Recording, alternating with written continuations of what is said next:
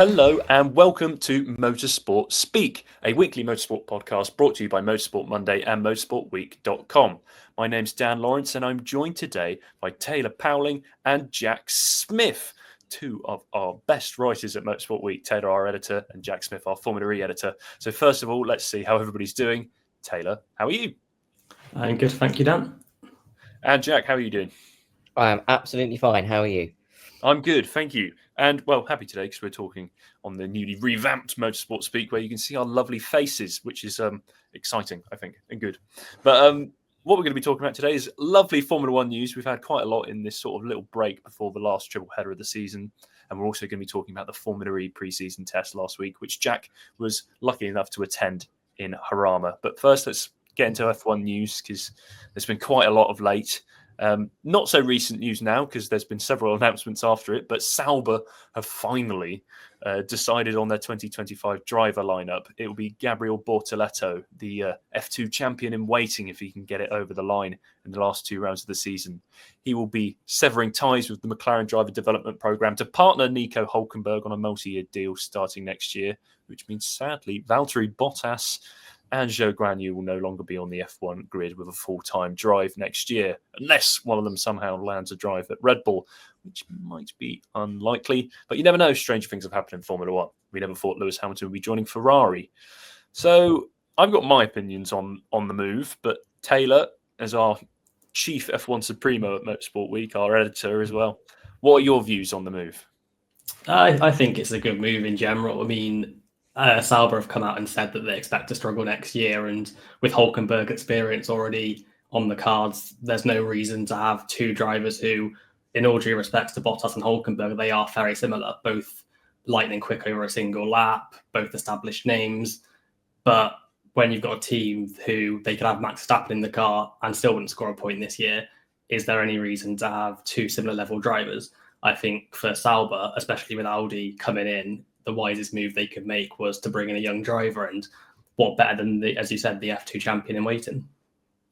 Perfect. And Jack, what do you reckon? Is it the right move? Would you have kept Bottas? Would you have kept Zhou? I think it's a great lineup, actually. I mean, we can see how well Hülkenberg has done all season. He's kind of like found a little sort of renaissance in his career where he's done so well at Haas. So I think that was always a logical thing to do, particularly to have someone with all this experience as it transitions into Audi. But also Bortoleto, I think I would say he's just as exciting a prospect as Behrman and Antonelli. Having watched F2 and having covered F2 for the website over the last sort of few races, he's just a supreme talent. So I think that it's the ideal lineup, to be honest. I think that they've made the right call. Yeah, I think, definitely he's an exciting talent. I mean, won F3 in his rookie year. He's potentially going to win F2 in his rookie year as well. And if you look at past drivers, Piastris, the Russells, the Leclercs of the world, but as you know, those drivers are always the ones that tend to excel at F1 level. And I think, personally for me, when Nico Hülkenberg was signed, obviously the German Audi connection with Sauber transforming into the German Marcus works entry for 26. I think the writing was kind of on the wall for Bottas at that point already. As we said, do you need two experienced drivers in that lineup, especially where that team is at the moment? It's right at the back of the grid. Maybe it's better to have that balance of a young prospect and an experienced driver to pull it forward. I think on balance, it's a good decision. It's good to see rookies in general just coming into F1 after what we had coming from last year into this year where no rookies really came in. So that's good. Could they have gone for a Franco Colapinto? That would have been exciting, but maybe he's going to get a deal elsewhere. Maybe not. But Bortoletto's a talent. So let's see how it pans out. I mean, it's going to be a terrible car next year anyway. So it doesn't necessarily matter who they put in that car. But as soon as we got that news yesterday, so we're recording on a Wednesday, Tuesday was a day full of F1 news, and that kicked off with Alpine finally announcing that they're going to be a Mercedes customer team from 2026 onwards through the next engine rule cycle, which will end in 2030. We all knew that this was going to happen. It's been, I think, first sort of questions being pitted to former team principal Bruno Faman. I think we're in Spain, weren't they, all the way back in June? Barcelona. About this deal. And then obviously in Belgium, Faman said, I'm going to be stepping down, and part of me stepping down as team principal is to transition Viri, where F1 Renault engines have been made for almost half a century, away from F1 because Alpine didn't want to be a works team anymore. They wanted to be a customer team, which obviously went down like a lead balloon with the staff at Viri, and they've been protesting and writing statements all this time. But Renault Group CEO Luca Di Maio sort of pressed on with his plans, and it's going to save them something like $90 million a year, and it's going to make them a quicker team. And yeah, they've eventually announced they're going to be a Mercedes power unit and gearbox customer, which I think for them, given how bad Renault engines have been since hybrids came in 2014, is probably a good move. But I mean, for me personally, I think it kind of indicates that maybe they're going to look to off-sale and sell the team, because if you get rid of the Viri element, the Enstone element of that team is much easier to sell, even though they keep saying the team's not for sale. But yes, Taylor, what do you make of the inevitable announcement that we saw? Well, going back to your point there about the team potentially being sold on, I think the gearbox part of the deal is also quite integral to that, because a team with an existing gearbox supply and a power unit supply, that's kind of two key boxes ticked for a potential takeover. Although Alpine have been insisting that won't be the case. But yeah, the writing's been on the wall for a while. It's not a reactionary decision. Renault haven't delivered what they did under the V8s in the V6 era, and they've had the time to get things right. And with the engine freeze, it's been a constant hindrance to them. I mean, Briatore's come out and said that they need to find 3/10 on the chassis side just to compensate for their power deficit, which quite frankly isn't good enough. And for a team at Enstone that's also not delivered what they should be doing with the resources they have, 3/10 is quite a big gap to find. So as you say, cost-cutting measures, and also from a competitive standpoint, the deal just makes sense. From a marketing point of view, it's not the right move. I mean, having the Renault team give up the Renault engine in Formula One is not a good look whatsoever, but I think that's better than languishing at the back of the grid as they have done this year.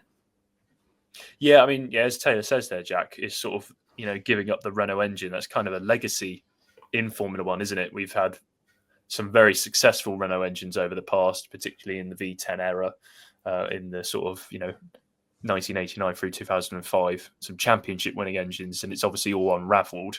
Is that a shame for you to see that badge, that brand to sort of disappear from F1 essentially? Yeah, because obviously being a child of the 90s, Renault was the power unit to have. You look back to Williams and what they achieved with Renault engines, and it was a big staple on the grid. And even when they pulled out at the end of 97, they were back in, in 4 years. And then 4 years after that, they were world champions again. So it is from that sort of sentimental side, it's sad. And it also is sad from the point of view that Alpine are kind of losing their identity, because you kind of just associate it with Renault. But you've already said it, like it's gone so badly, and it just seems like the whole operation from just the team side down all the way down to Viri, it just seems like a rudderless ship, and it just seems like it's just going to lead to the team probably just disappearing off the grid at some point. And it's a shame, but it's just the way it is. Renault have just not been able to get to grips with the modern era, and if they can't, then it's inevitably going to just disappear off the grid. Another, you say, struggling to get to grips with the modern era of F1. You could say a team struggling to get to grips with the current regulation cycle is Aston Martin. And hot off the heels of Alpine's announcement, Aston Martin made one of their own to say that Dan Fallows, their technical director, is their technical director no more. There's a mutual agreement that he's leaving in November, so right now. And but he'll stay within the group, whatever that means. Maybe he'll go to the WEC project, maybe he'll go to the road car project. Who knows what Fallows will do next? But his tenure as team principal is kind of got off to a really good start with the AMR 23, hot out of the starting gates last year with that 6 podiums in the first 8 races. But ever since then, it's just been a development nightmare for Aston Martin, and they've continually slipped back. And I think if it wasn't for promising results at the start of this year, they'd be much worse off than 5th in the standings. So it probably looked like the writing was on the wall for Fallows. Taylor, would you agree that it's probably the right time for him to part ways with Aston Martin? Yeah, so I'm having a piece go out today on the Motorsport Week website saying how it could be the first domino to fall in several changes that happen at that team, because something had to be done. With wind tunnel testing prohibited on the 2026 cars until the turn of the year, now was the right time to make a change before Adrian Newey comes in. It hasn't been good enough what Aston Martin have done this year. As you said, without the strongish start to the year, they would be languishing lower than 5th place in the Constructors' Championship. And for me, it's not the cause for concern isn't the fact they've stumbled, because we've seen throughout this regulation cycle that several teams have encountered unintended consequences from upgrades that they've brought. But like Ferrari and Red Bull have shown, you can develop your way out of those problems. Aston Martin haven't. They've just kept experiencing new setbacks.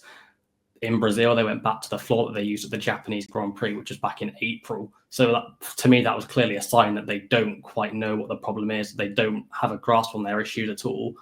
And they're now just troubleshooting in all directions to try and get some data for 2025. So for me, something had to happen, because growing pains are going to happen when a team is expanding as quick as Aston Martin have. But the decline's been too alarming to ignore. And yeah, something had to be done. And ultimately, as the technical director, Fallows was the guy who takes the blame.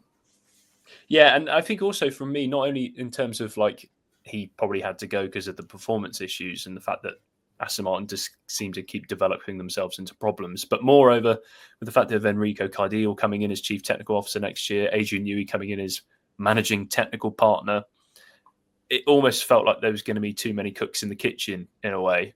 And maybe just Aston Martin needed to just clear some space so that there's not too many conflicting opinions and stuff like that. But I mean, losing Fallows is one thing, but Aston Martin, Jack, they've got a lot of good things on the horizon, haven't they? They've got Newey coming in, who obviously is just sort of, I guess, the guru of F1. And if you have him in your corner, you should get some success. Obviously, there's the new wind tunnel coming online at Aston Martin. There's the new factory that they've just built. Honda are coming in, so it's going to be a works team in 2026. There's a lot of good things potentially on the horizon for Aston Martin. Yeah, my main concern is because of the way Lawrence Stroll is. I sort of worry that he feels that the more money you throw at the problem, the quicker the problems are going to go away. And if you get someone like Adrian Newey in, on paper, it is a masterstroke, obviously, but they all have to sort of take it with a dose of realism that everything's going to gradually get better, but it's going to happen over a slow period of time. And as you said, I think it was a case of too many cooks in the kitchen. And to be honest, I think that Aston Martin may take a little while to get things going once Newey comes in. But yeah, I think it can only look more promising, particularly after this season, because it's been, after last season, it's been a complete contrast. It's been pretty disappointing. So I think that, yeah, there had to be some changes. And I think that, the future looks bright, but I don't think they should anticipate it being something that happens overnight. No, 100%. One thing that has happened sort of seemingly overnight, or has happened immediately in another bit of F1 news, is that the race director, Niels Wittich, is no longer. The FIA released a statement on Tuesday saying that he's gone. He's been in the post permanently since the Japanese Grand Prix of 2022, previously sharing it up until that point from the start of that season. He'll be replaced by Rui Marquez, the Formula 2 and Formula 3 race director, moving from Las Vegas onwards. Do you think that was the right decision, Taylor? And maybe why did this decision come about? Well, the FIA's official word is that Wittich's basically gone to take over other external roles somewhere else or other endeavours. But it's come out from Wittich's side that he was pushed out of the door. So there's not an alignment on the reason for his exit. And you'd have to say that the timing of it suggests that Wittich was axed rather than leaving on his own accord, because the F1 season's still ongoing. There's a triple header to come. It would make sense if he was to leave on his own accord for him to just complete these 3 rounds, see out his job, and then let someone else transition into the role over the winter. But alas, he's gone now with 3 rounds to go, and it's not as if it's a damp squid. there's a title battle still ongoing. Max Verstappen can wrap up the driver's title in Las Vegas. The constructors looks like it's going to go to the wire between McLaren, Ferrari, and Red Bull. So in an ideal world, you'd want that stability there and someone who knows what they're doing. And even more so at a venue like Las Vegas, where we saw the shenanigans that went on last year. Being the race director in Formula One is not an easy task, as we've seen since the late Charlie Whiting passed. We've had Michael Massey, we've had Wittick and Freitas share the role, and then just Wittick on his own. There's been a lot of turnover in that position. It's one that gets scrutinised quite heavily, and to do a switch and put someone into that position at this stage of the season with one of the most demanding venues on the calendar coming up, it's a baffling decision, but it also just shows the tension and the friction behind the scenes at the FIA, that there's been contrasting views on what's actually gone on there for Wittick to be ousted at this stage. Interesting, yeah. I mean, let's see if there's going to be more fallout from that over the coming weeks. I'm imagining there will be. Another thing to keep an eye on, and that's the season launch event next year, on 18th of February 2025. All 10 teams, all 20 drivers, all the team principals at London's O2 Arena in a sort of fan-facing public event. A first of its kind event to celebrate sort of 75 years of Formula One. It's going to be quite exciting. I'm quite excited for this because I tend to find that the season launches are a bit of a humdrum affair and a bit, they're very corporate. I want to get what your guys' opinions on it are. Are you looking forward to it? Is it going to be maybe too gimmicky? What do you think, Taylor? I mean, yeah, I'm willing to give it a go. I mean, I've seen some people say it's kind of Liberty Americanizing the sport, but for a one-off thing for the 75th anniversary, I think, yeah, it's definitely worth the go. The ticket prices are reasonable as well, so that's good for the fans. Get to see all the teams' liveries, as long as it's, not one of those events where it's kind of dumbed down into a lot of talk and there's a lot of waiting between each livery. I think it needs to be quick and snappy and, keep people interested. I'd imagine teams might still do their own launch events, just because I'd imagine the liveries will be launched on probably this year's cars, and then they might do their own, own individual launches for the actual cars, where they do interviews with like the team principals and drivers. But yeah, I don't see how anyone could complain with this decision. I think, it hopefully should be a good event, as long as it's hopefully a one-off. Jack, what do you think? Is this a one-off, or maybe the start of something permanent? Without wanting to sound like a slightly like an old curmudgeon, I want it to be a one-off. I mean, it is a nice idea, and I do kind of like it, but I think I'd be more bothered by it if F1 launches were how they used to be. As you said, it's become a bit corporate, and it sort of lacks an element to it that they used to have. I mean, if you go back sort of 20, 30 years, F1 launches could be a little bit different. Teams could book, slightly quirky venues. They would do it, and it would be a really good photo opportunity for them. Whereas now it's just a lot of the time it's digital renderings of what the livery is going to look like, and it's just not the same. So as a one-off, it is kind of nice, but I think I totally agree with what Taylor says. It has to be done the right way, hopefully without too many Netflix cameras lingering around as well. Well, I don't think we can avoid those. Driving to Survive is, alive and kicking, isn't it? Yes, talking of one-offs, I think as the reason we've got you here today, and we've wrapped up our Formula One news segment, let's move on into the all-electric world and Formula E, which had its pre-season test last week, and a one-off venue, Jarama in Madrid.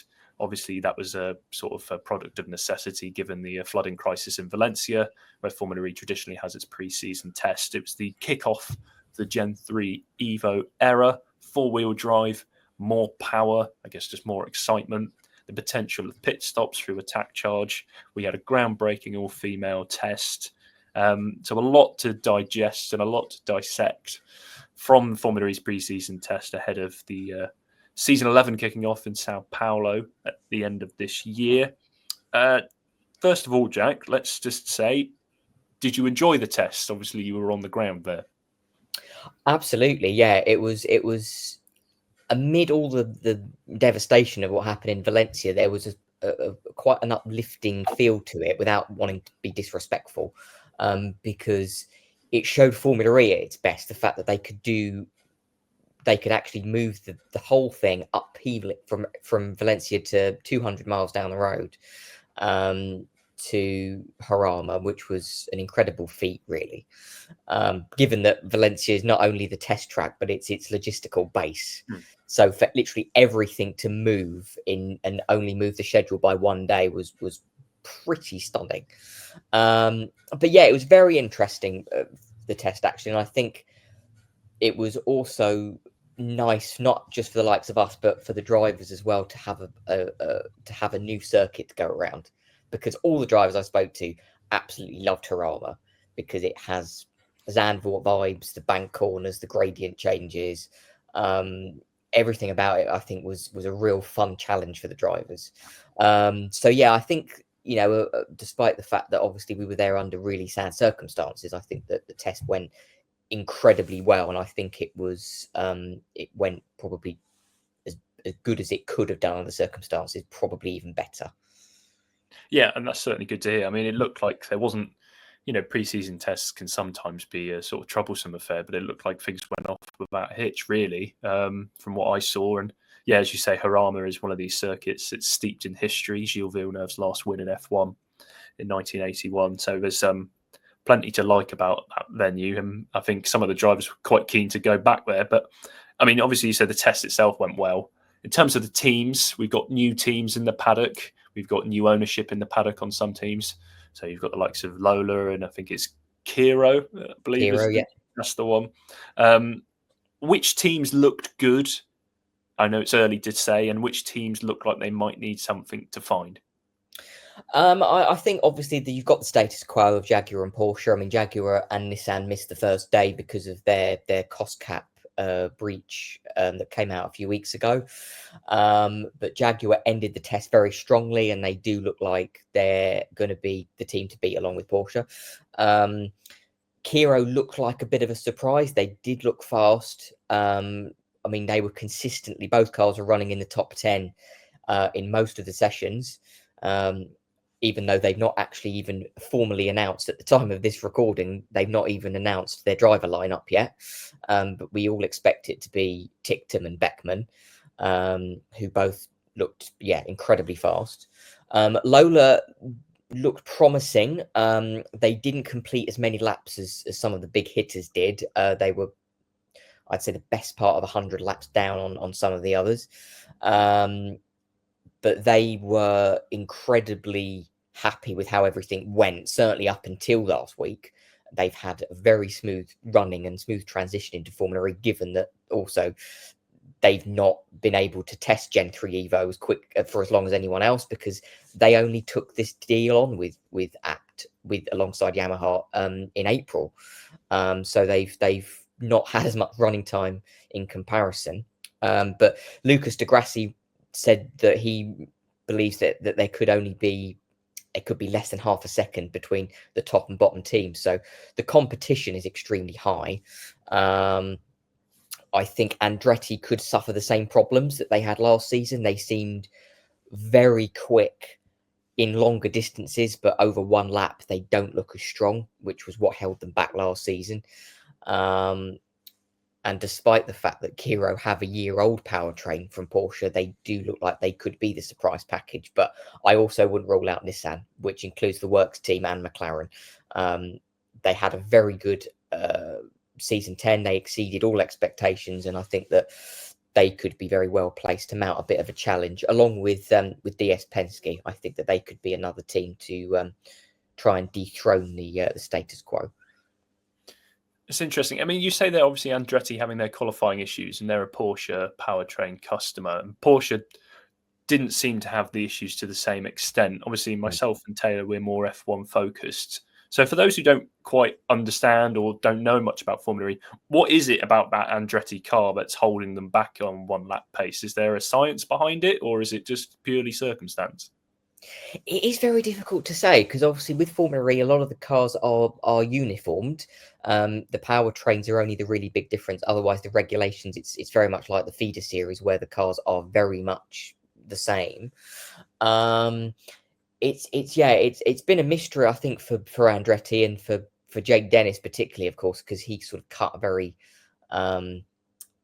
frustrated figure for a lot of last season. Being the reigning champion, he hoped to kind of go on and challenge again. And even though he was still mathematically able to win the championship at the final weekend, he was not really anywhere near it. So it's very hard to really know what it was that they were doing that Porsche were able to do better, because actually season 10 was the complete flip of season 9, where the works team were the ones that struggled quite a lot, and did sort of were able to mount a challenge, but not to the extent that the customer team did. So it seemed to me that Porsche kind of turned that one around, and Andretti were the ones that were struggling. It's hard to know exactly what it is, but I think once the season gets going, and if we see the same problems, then I think it's worth digging deeper into seeing what that problem really is.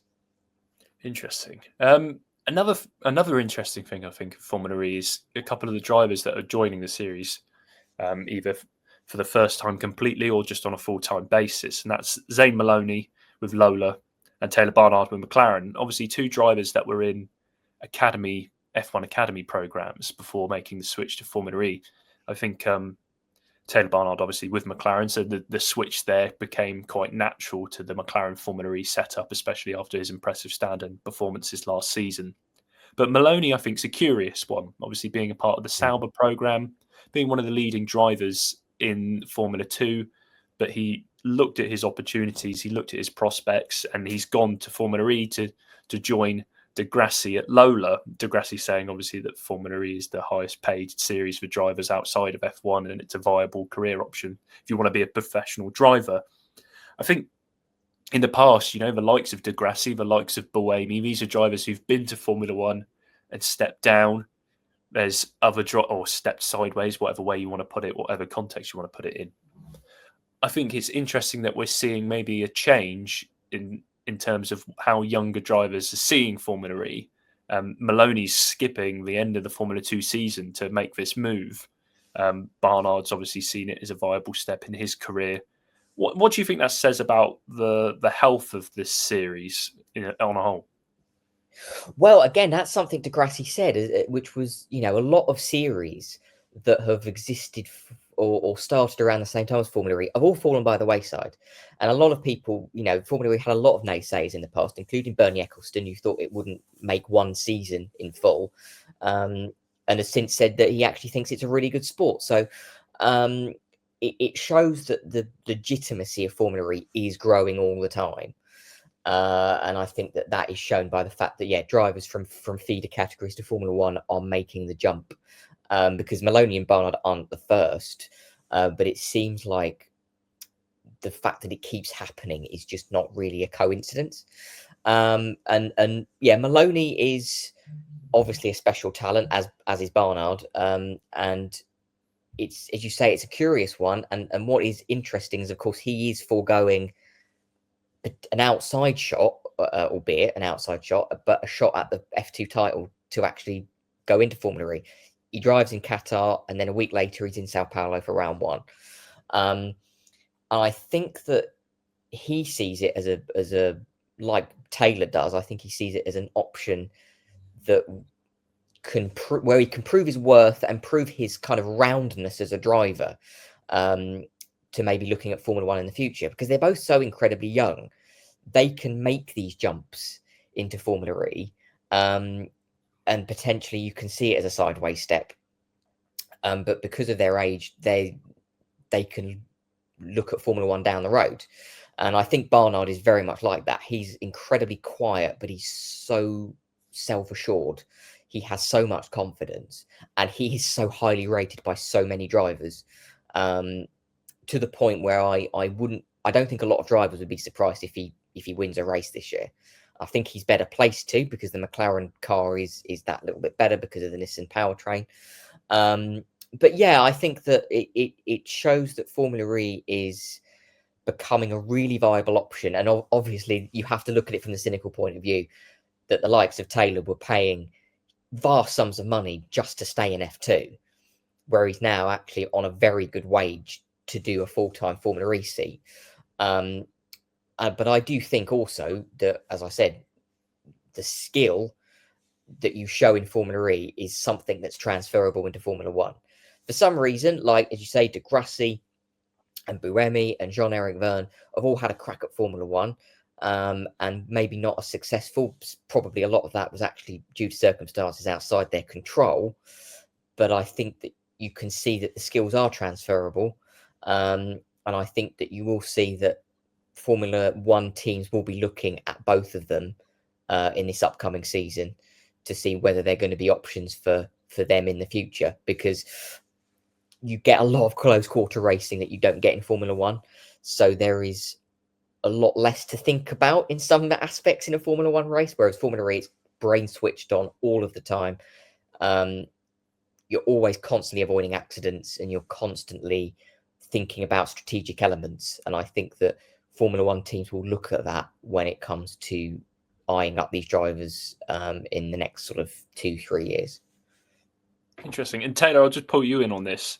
There seems to be a certain section of sort of F1 Academy talent, or, you know, just junior prospects who come up the ladder and they can't get their way into Formula One. And there seems to be a reluctance to do anything other than be a reserve driver.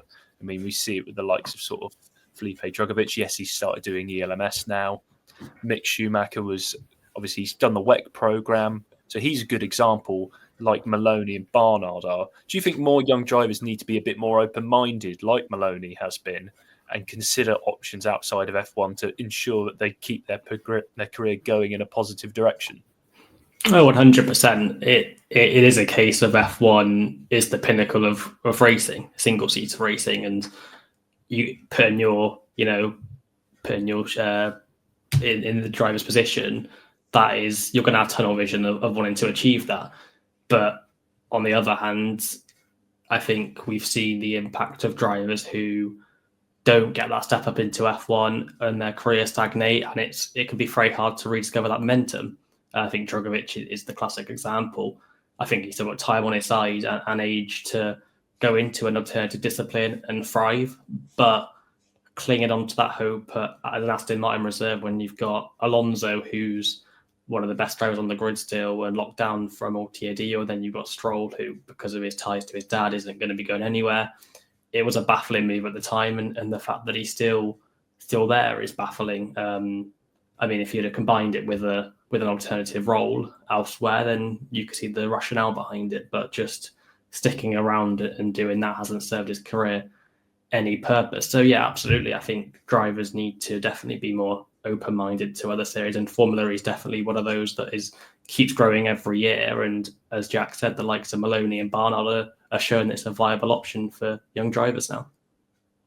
Yeah, I mean, yeah, you talk about being open-minded there and talking about like considering options. I think Formula E is probably quite progressive in that stance in a lot of regards and a lot of aspects. And one example of that is its all-female test that it had last week, sort of the first for any World Championship at a single-seater level, which was really good to see, really interesting to see, from my opinion. Obviously, Abby Pulling, with her sort of ties with obviously the Alpine Academy and their ties with Nissan, she was in that seat and she went fastest in the test ahead of Jamie Chadwick in the Jaguar, and obviously McLaren had Bianca Bustamante.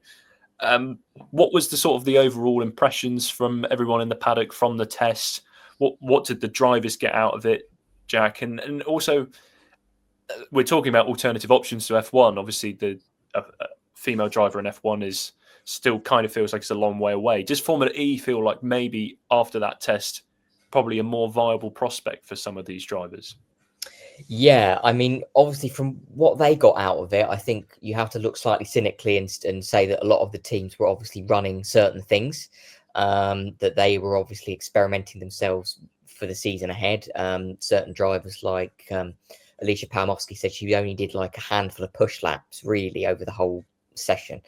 But on raw pace, yeah, you could see that some of the drivers are exceedingly quick. And Abby Pulling, I don't think surprised anybody by going about 3.5 seconds slower than the quickest lap time of the whole week, which, given that she's never sat in a Formula E car before, when actually some have, was an incredible achievement. And I think that Nissan, from what I hear, are going to be keeping very close tabs on her, because Nissan are one of the teams that really take Formula E more seriously than most others do. They were the first to commit to Gen 4, and I wouldn't be surprised if they want to have her in mind as they think about that sort of future. It was a very, very, a lot of people could say it was a bit of a gimmick. I actually don't think it was. I don't think this is a one-off. Formula E, I think, will look at this as the first of other things they do. I think it's worth noting that they do have some ownership of things to do with the W Series name. And there are people within Formula E who have worked in W Series who are very highly respected. So I wouldn't be surprised if they try and do something like that, because again, they don't have a support series. They tried one last season that never got off the ground. So I think that they're in this commitment of trying to give young female drivers opportunities. I think they're in that for the long haul. Yeah, and I think, as you say, we've been talking about, it's an option to become a paid professional driver. And obviously, if you've got the likes of Pulling, she's in F1 Academy at the moment. She's, odds on to win that with a round to spare, and that'll get her a funded seat in GB3. But that's still a long way away from being a professional driver, not having to find funding, and all these things. And Formula E can offer that, I think.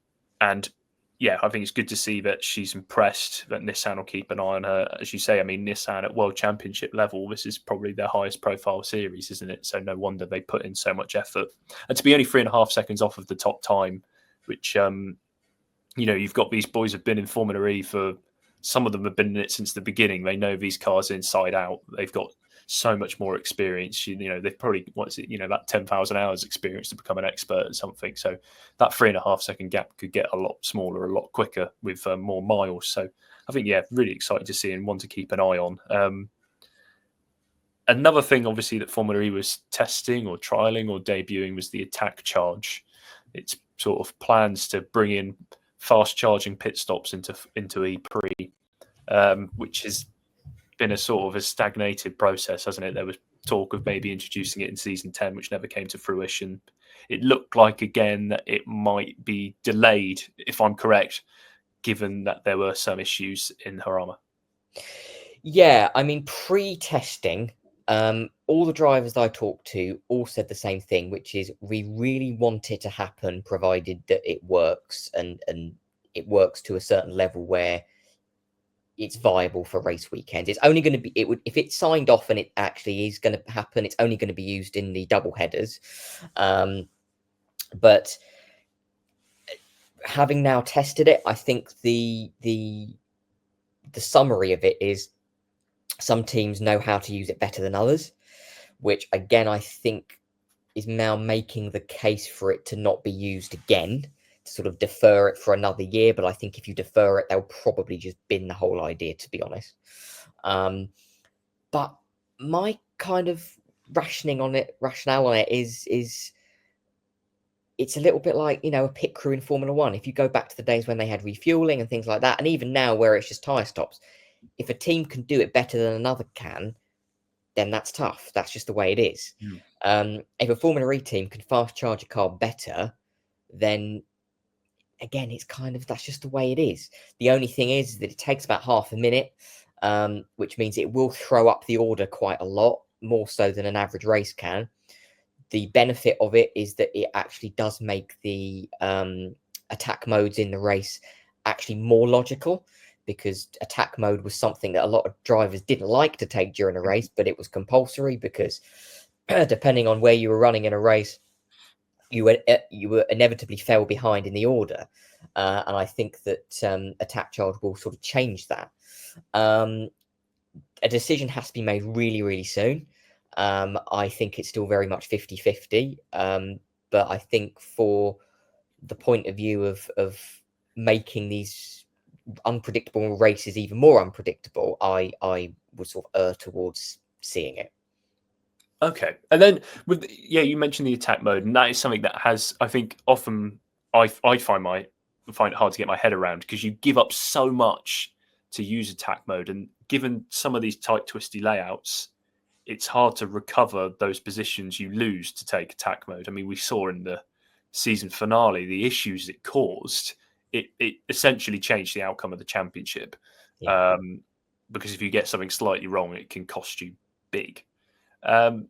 Is the theory then that in laps, out laps, around the pit stop attack charge is where those attack modes are going to come into play? That's how I understand it, yeah. And I think that it's going to, give drivers a buffer in the sense that it's not going to be, you're not going to be a tenth behind the other car that then takes the attack mode. So you end up just getting the position off of them. So I think that there will be something in it that's not just going to be a case of swings and roundabouts. It's going to be something that might actually benefit a team and a driver if they get it right, more so than it was before. Okay. And then one thing, obviously 30-second pit stops. Do you think that's going to harm or hinder the sort of fan experience of the race?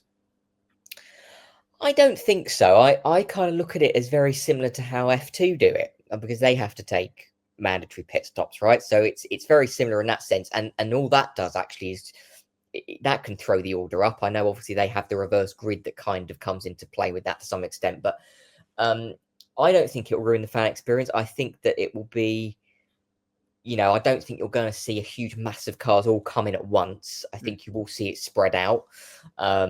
So it won't be too dissimilar to having refueling in an F1 race. It will be a little bit longer, but I think that quite a lot of fans do want to see it happen. I think that's maybe more because it's been promised for so long and it hasn't actually happened.